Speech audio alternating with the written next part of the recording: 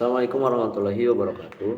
Saya di sini akan menjelaskan salah satu materi pelajaran PKN yaitu materi sistem hukum di Indonesia. Nah, langsung saja, sistem hukum di Indonesia dikenal pula dengan istilah tata hukum. Nah, tata hukum suatu negara mencerminkan kondisi objektif dari negara bersangkutan sehingga tata hukum suatu negara berbeda dengan negara lainnya. Nah, tata hukum adalah hukum positif atau hukum yang berlaku di suatu negara pada saat sekarang. Tujuannya untuk mempertahankan, memelihara dan melaksanakan tertib hukum bagi masyarakat suatu negara sehingga dapat mencapai ketertiban.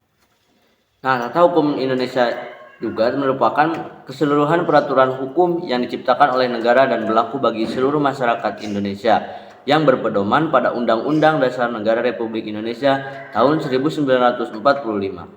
Nah, sejak proklamasi kemerdekaan Indonesia, maka ditetapkan pula tata hukum Indonesia yang kemudian diturunkan dalam bentuk Kitab Undang-Undang Hukum Pidana dan Kitab Undang-Undang Hukum Perdata.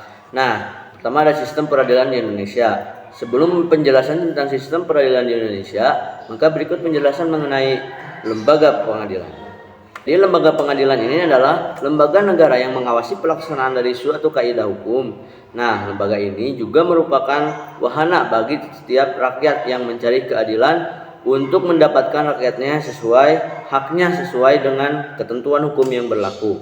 Di Indonesia, lembaga peradilan mendapat kekuasaan kehakiman sesuai dengan amanat Undang-Undang Nomor 48 Tahun 2009 tentang kekuasaan kehakiman yang merupakan penyempurnaan dari Undang-Undang Nomor 14 Tahun 1970 tentang pokok-pokok kekuasaan dan kehakiman. Nah, kekuasaan kehakiman di Indonesia dilakukan oleh Mahkamah Agung atau MA. MA kemudian membawahi beberapa badan peradilan seperti peradilan umum, peradilan agama, peradilan militer, peradilan tata usaha negara, dan Mahkamah Konstitusi atau MK.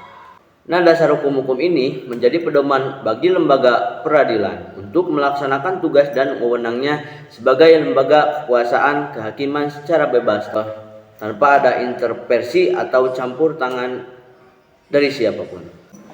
Yang pertama, Pancasila, terutama sila kelima yang berbunyi keadilan sosial bagi seluruh rakyat Indonesia. Yang kedua, Undang-Undang Dasar Negara Republik Indonesia tahun 1945 bab 9 pasal 24 ayat 2 dan 3. Yang ketiga, Undang-Undang Nomor 3 tahun 1997 tentang Pengadilan Anak. Yang keempat, Undang-Undang Nomor 31 tahun 1997 tentang Peradilan Militer. Yang kelima, Undang-Undang Nomor 26 tahun 2000 tentang Pengadilan HAM atau Hak Asasi Manusia. Yang keenam, Undang-Undang Nomor 14 tahun 2002 tentang Pengadilan Pajak. Nah, itulah dasar sistem hukum di Indonesia. Cukup sekian yang bisa saya sampaikan. Mohon maaf bila ada kesalahan. Wassalamualaikum warahmatullahi wabarakatuh.